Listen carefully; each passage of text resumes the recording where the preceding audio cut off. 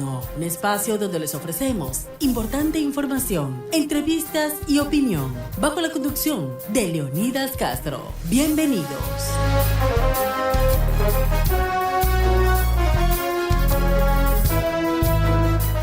¿Cómo están? Buenas noches, bienvenidos. Soy Leonidas Castro, gracias por estar con nosotros en este programa Diálogo Nocturno de I-99. Bienvenidos, estamos ya en este nuevo año, por supuesto, en el 2026. Hemos avanzado ya esta semana rápidamente. Pues bueno, y tenemos a esta hora de la noche, quiero agradecerle por estar con nosotros a José Javier Orellana Giler. Él es justamente asesor empresarial en finanzas corporativas y miembro de directorios empresariales y gremiales, además de columnista en Primicia y Forbes. Gracias, José Javier, por estar con nosotros. Quiero empezar contigo justamente viendo un poco lo que ha pasado en el país. Estamos hablando de una reactivación económica. El año termina y empezamos esta semana justamente con los detalles de lo que fue el feriado de fin de año, un feriado bastante positivo. ¿Cómo ves tú, cómo proyectas este año nuevo en la parte económica que es tan importante para los ecuatorianos? Bienvenido y por supuesto un feliz año, mi querido José Javier. Feliz año a todos en Radio I-99, un placer a todos nuestros radioescuchas y a aquellos que nos ven y escuchan alrededor del mundo, un feliz año, que tengan un próspero 2026. Mira, como lo habíamos discutido antes de Acción de Gracias en el panel de diálogo en la mañana, yo veo, y lo habíamos conversado con todo el equipo de Mauricio, Jaime, Javier, sí, Eduardo, que las ventas iban a ser muy buenas. Esto fue una semana antes de Thanksgiving, no, el martes antes del Día de Acción de Gracias, que iba a ser un gran trimestre en ventas. Se estaba proyectando, especialmente por la capacidad de crédito de consumo. El feriado de fin de año simplemente lo ha confirmado, ¿no?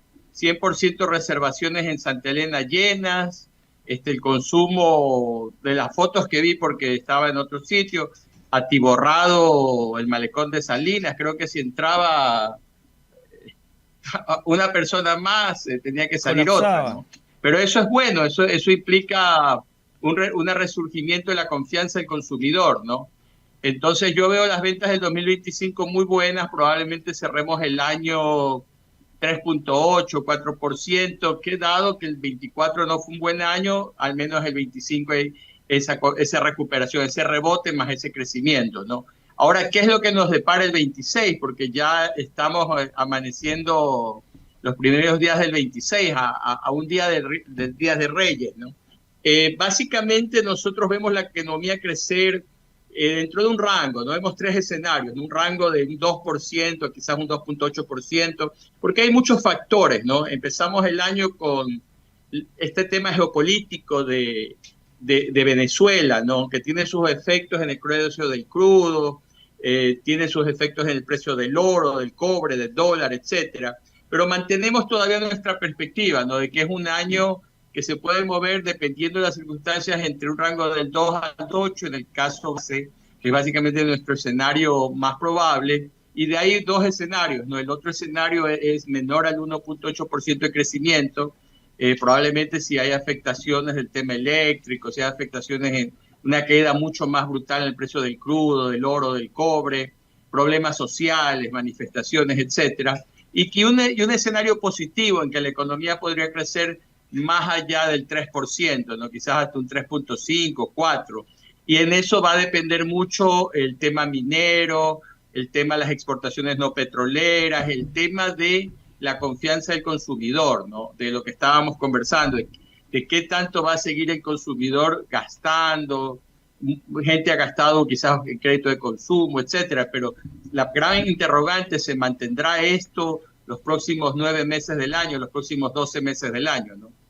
José Javier, el gobierno pues nos daba las cifras de lo que terminaba el 2025 y hablaba también de una reducción de la pobreza, había también unos datos interesantes, el tema de la inflación, de la reducción en un porcentaje y por supuesto estos hitos, estos logros que señalaba justamente el presidente Daniel Noboa, ¿serán la pauta en este 2026? Es decir, ¿podremos esperar un 2026 mejor o crees tú que por la situación a nivel internacional, lo que ocurre en la región, justamente empezando con este tema que tenemos aquí al ladito de nosotros con Venezuela y lo que fue la el derrocamiento de Nicolás Maduro al sacarlo del poder por parte del presidente Donald Trump, ¿podría haber algún tipo de afectación a la región en la parte económica en este año? ¿Cuánto puede incidir lo que está pasando en Venezuela, que sabemos que no se ha cambiado de régimen totalmente?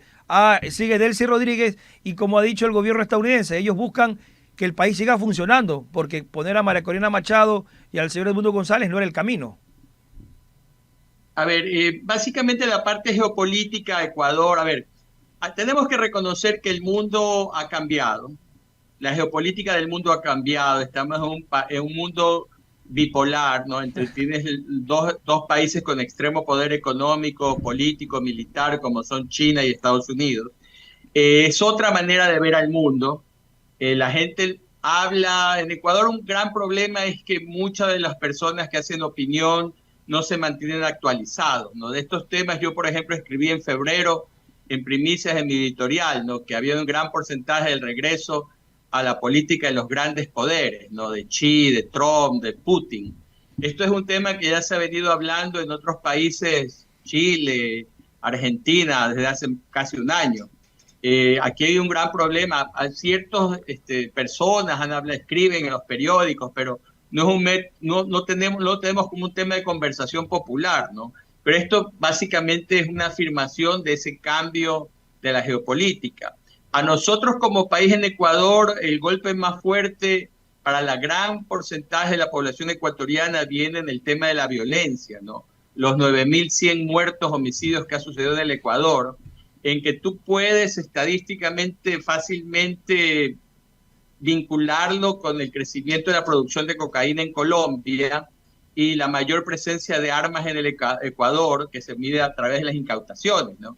Si tú agarras una gráfica de las armas en Ecuador y lastimosamente no voy a poder presentarlas, pero tú puedes ver el crecimiento exponencial después del año 19-20 en las incautaciones de armas en el país, ¿no? Porque también no solo fue el crecimiento de la producción de cocaína en Colombia, sino también la época del COVID, del abandonamiento escolar. Entonces estos chicos que abandonaban el colegio, etcétera, se unían a pandillas que se volvían violentas, que se volvieron el canal de tránsito, ¿no? Los que movilizan la droga de la frontera colombiana hacia los puertos acá para que salgan a otros países.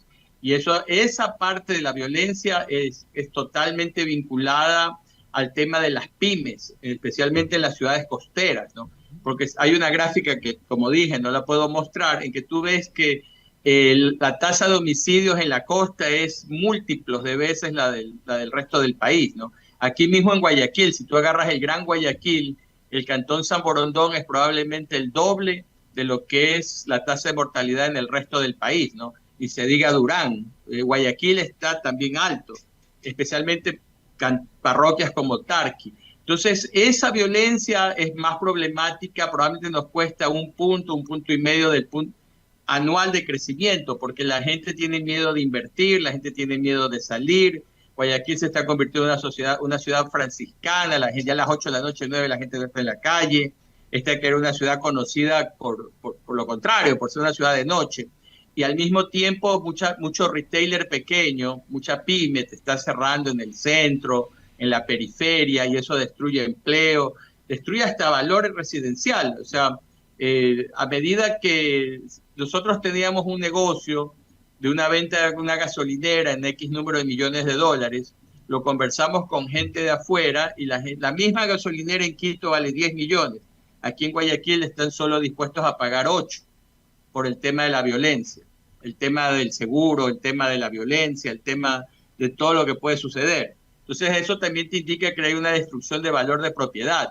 La gente que arrienda, por ejemplo, que tiene propiedades en Durán, te puede decir que mucha gente se ha mudado, ha salido de Durán por la violencia. Entonces eso es un tema, creo que para la ciudadanía mucho más relevante a nivel personal, familiar, que la macroeconomía a nivel las ventas de camarón. Entonces eso es un tema, si en Ecuador la economía crece 3%, 4%, en gran porcentaje por las ventas de no petroleros, porque la minería crece, sí ayuda bastante, pero creo que el tema de la violencia, la reducción de la violencia es algo que va a ser más evidente para la gran población del Ecuador, especialmente en la costa, ¿no? Porque Si tú ves, es un fenómeno mucho más fuerte en la costa.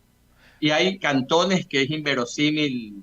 Si tú haces el cálculo, la cantidad de muertos que tienen por 100.000 habitantes, ¿no? Claro, son poblaciones de menos habitantes, pero las tasas de mortalidad son enormes, ¿no? El mismo Manta, por ejemplo, es bien alto. Entonces, eso yo creo que es algo que va a ser muy importante, que el gobierno trate de reducir esa tasa, y creo que lo va a empezar a lograr por el tema geopolítico, ¿no? Como dije anteriormente, uno de los grandes problemas es la explosión de producción de cocaína en Colombia. Colombia producía el año 2010 300 toneladas, ahora produce como 3.300. Y ya vimos cómo Estados Unidos está, digamos, amenazando a distintos países en base a su geopolítica, ¿no? José Javier, el tema obviamente internacional es un poco complicado. Te pregunto, el año que terminó, el 2025, le fue muy bien al sector exportador ecuatoriano. Es decir, el mundo nos compró más cacao, más camarón. Hubo crecimiento de muchos sectores.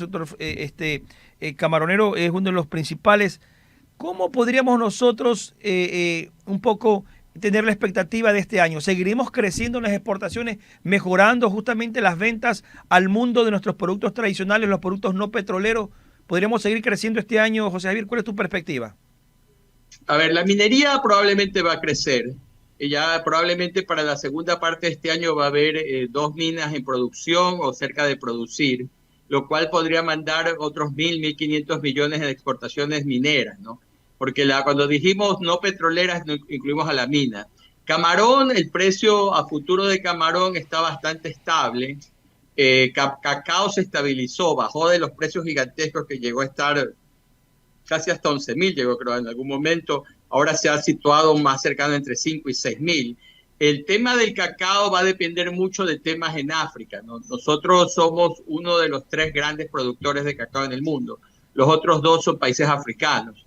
Pero yo creo que sí, o sea, tú viendo hasta la última vez que fue antes de Navidad que vi los precios de cacao a futuro, estaban bastante estables, ¿no? La producción de cacao en Ecuador ha crecido.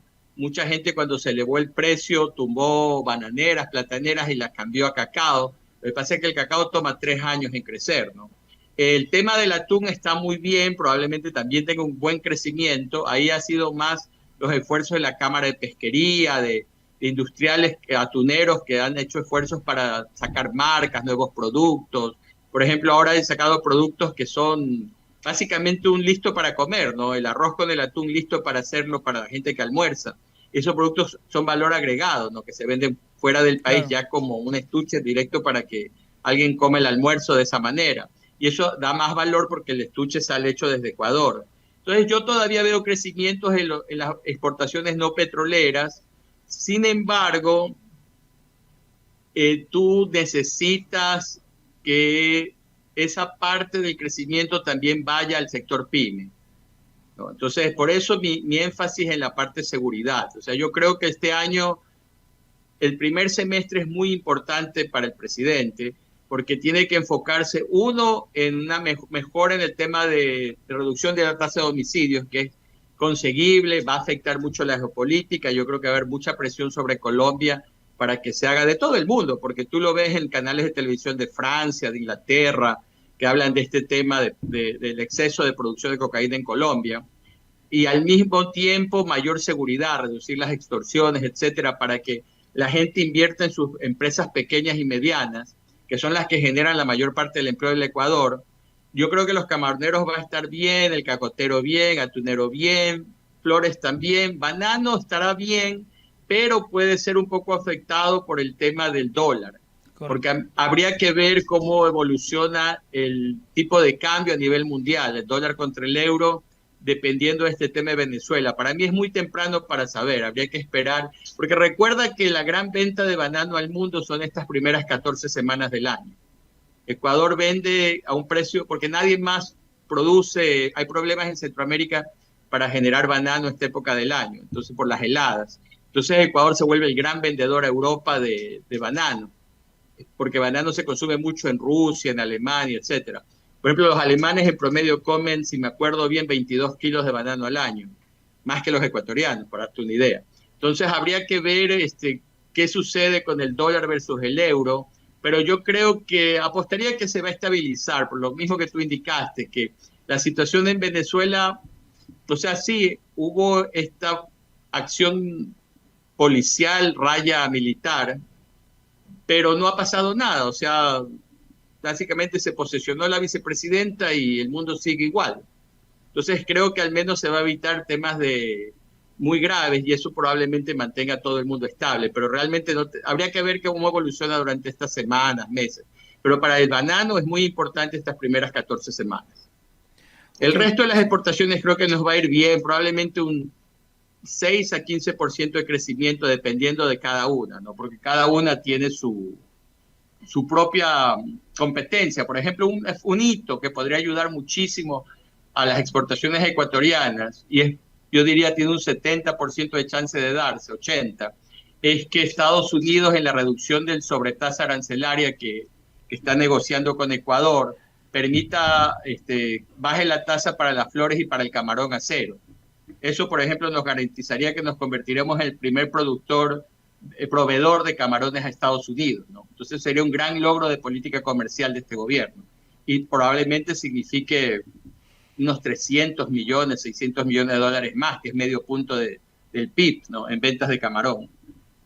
Ok, José Javier, en el tema de la parte de lo que tiene que ver con Ecuador en sus exportaciones petroleras, no hemos podido aumentar la producción de petróleo el último año, estamos por menos de los 500.000 barriles que era la expectativa del gobierno. Revisando con lo que está pasando en la región con Venezuela, ¿qué deberíamos hacer como país justamente para mejorar esa producción, para vender más petróleo? El precio, según el análisis que tengas, ¿va a disminuirse? ¿Vamos a cumplir con lo que está presupuestado en la proforma? ¿O el petróleo tendrá algún vaivén con esto que está ocurriendo ahora acá también en América Latina? Ya lo mismo, tenía una gráfica preparada de los precios futuros del precio ecuatoriano para este año 2026, lastimosamente no la puedo mostrar. Pero a ver, la pregunta es sí, hay exceso de petróleo en el mundo. Entonces el precio del crudo va a estar probablemente por debajo de lo que tenemos en el presupuesto. ¿Por qué? Porque hay un castigo. El precio del crudo de Ecuador usualmente se vende dependiendo de la época del año y de la oferta de crudo parecido al ecuatoriano. El crudo de Ecuador es bastante viscoso y tiene mucho sulfuro. Entonces es bueno como para reemplazar al crudo de Venezuela, pero es un mercado que te paga menos que, por ejemplo, el crudo API 33, que es menos viscoso, que se pueden sacar más, por ejemplo, combustibles livianos como el de jet. Aquí el problema es dos temas, ¿no? El uno, cuando hablas de petróleo, realmente deberíamos hablar de hidrocarburos, porque hidrocarburo también incluye el gas natural. Entonces tú tienes Petroecuador con todos sus problemas, que son muy conocidos, ¿no? Tiene exceso de empleados, poca productividad, etcétera, etcétera. Que tú necesitas atraer grandes cantidades de financiamiento para la exploración y producción de reservas, porque en este momento Ecuador tiene reservas probadas para solo 9 años. O sea, si el consumo de los 460.000 barriles que estábamos hablando de producción nacional en este momento continuara, en 8 o 9 años ya no tendríamos petróleo para sacar, porque tú puedes decir que tienes reservas, pero tienes que hacer un proceso de evaluación de la reserva para poder decir esta reserva es P1. Entonces ahí tú necesitas abrir contratos de participación para que venga dinero a invertir al Ecuador. Ahora, claro, ahora tienes a Venezuela de competidor. Para darte una idea, todas las petroleras gringas abrieron esta mañana con 10-15% de alza de valor en sus acciones, porque todas saben que van a entrar a Venezuela. Pero aquí en Ecuador no se sabe qué va a pasar. Eso del lado de petróleo. Del lado de gas natural es una gran oportunidad para la costa. Del lado peruano se sabe que hay gas natural en el mismo Golfo de Guayaquil, por el lado de Perú. Nosotros tenemos que pensar que gas natural es la gran oportunidad para generar energía eléctrica barata, para generar combustible que reemplace al diésel, por ejemplo, para las tractomulas, para los camiones, para los buses, para generación eléctrica, para poder producir fertilizantes. Ahora el problema es, tú deberías hacer una empresa muy distinta para manejar el tema de gas natural que Petroecuador, porque Petroecuador ya es una empresa que tiene demasiados problemas. Entonces tú y está mal manejada y cambia gerentes 10.000 veces al año, etcétera.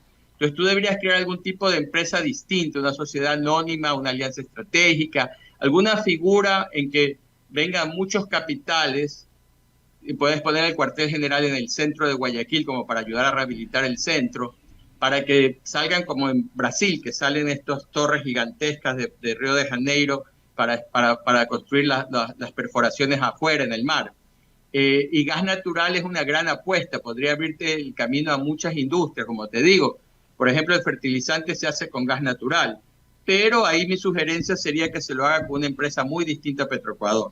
Algo que cotice en la Bolsa de Valores de Nueva York, que tenga accionistas privados, aunque como Ecopetrol y Petrobras, aunque el gran accionista sea el Estado, que haya un directorio que maneje eso como una empresa privada, no pública, para poder tratar de que crezca rápidamente, porque no es solamente la plata, es 6 años siquiera hasta que puedas realmente producir grandes cantidades de gas natural, ¿no? Quizás en el campo amistad sea más rápido, porque ya sabes, pero en los nuevos campos va a tomar tiempo.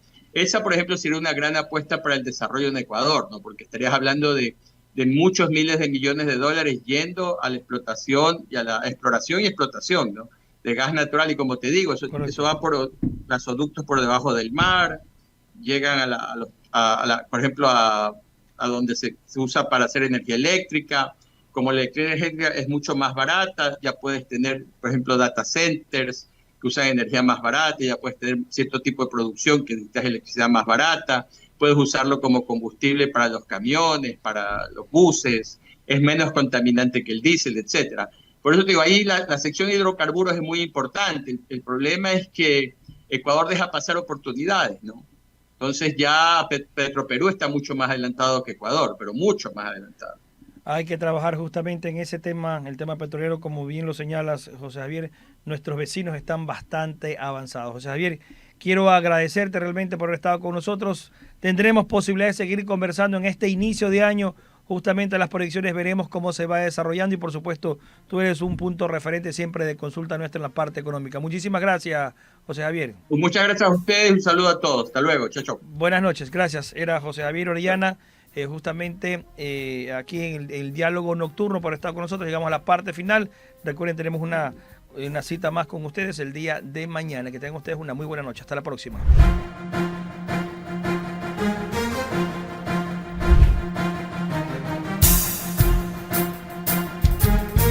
I99 presentó Diálogo Nocturno. Hasta la próxima.